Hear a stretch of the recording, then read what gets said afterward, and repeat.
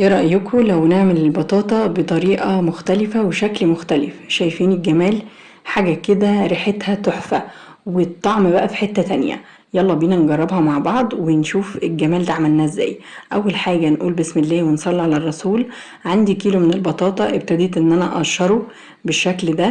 طبعا البطاطا بنجيبها يعني فيها تعريجة بسيطة، فنحاول بقى نشيل التعريجة ديت بالسكينة. وكده كده احنا غاسلين البطاطا يعني نضيفة تماما، اللي هنقدر نشيله عشان تبقى بالشكل الحلو ده. بعد بقى ما اقشر الكمية بتاعتي كلها هديها غسلة كمان عشان انزل بقى اي شوائب فيها، وابتدي ان انا اقطعها شرايح بالطريقة دي. هنحاول ان احنا نعمل الشرايح بتاعتنا رفيعة على قد ما نقدر، بس الطريقة دي بتخلي الطاجن معايا شكله حلو قوي لما هنبتدي نرصها كده، وهتدينا شكل مميز جدا. هنخلص بقى الكمية كلها، والموضوع مش هياخد مننا دقايق وهنكون مخلصينهم. طبعا مفيش اسهل من كده. هبتدي بقى اجيب الطاجن اللي انا هدخله الفرن، وارص فيه شرايح البطاطا اللي انا قطعتها بالطريقة دي.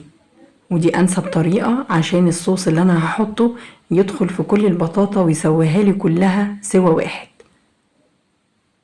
ده غير بقى بتديني شكل حلو قوي في النهاية. شايفين الجمال؟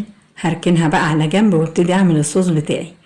عبارة عن 3 معالق من الزبدة بالشكل ده، حطهم على النار. هضيف عليهم كوباية من السكر البني، لو مفيش سكر بني يبقى سكر ابيض عادي، بس السكر البني كده بيديها طعم كرملة رهيب.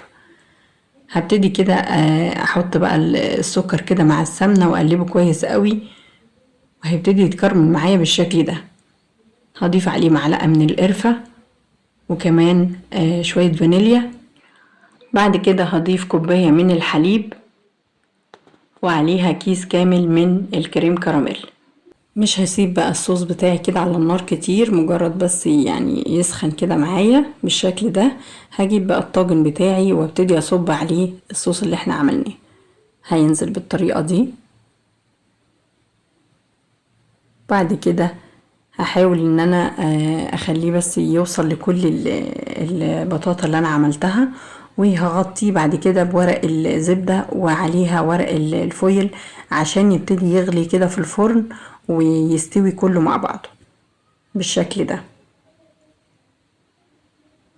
وطبعا زي ما احنا متفقين مسخنه الفرن بتاعي على درجة 180 من تحت بس. وبعد كده هبقى اشيل ورق الفويل، اشغل الشواية واسيبه بقى يتحمر كده بالشكل ده، وهيطلع معايا تحفة بالجمال ده كله. شايفين؟ حاجة كده خطيرة. هرش بقى شوية جوز هند، دي اكتر حاجة لايقة عليها.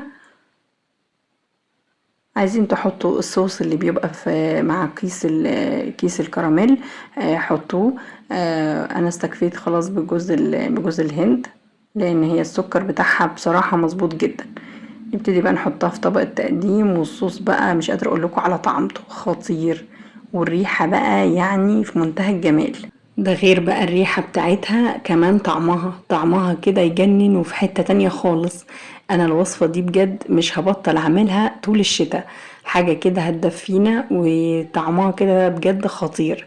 يلا جربوها وقولوا لي رأيكم، ولو عجبكم الفيديو ما تنسونش في اللايك والاشتراك وشير كتير. كان معاكم هند سليم، اشوفكم على خير في وصفة جديدة. باي باي.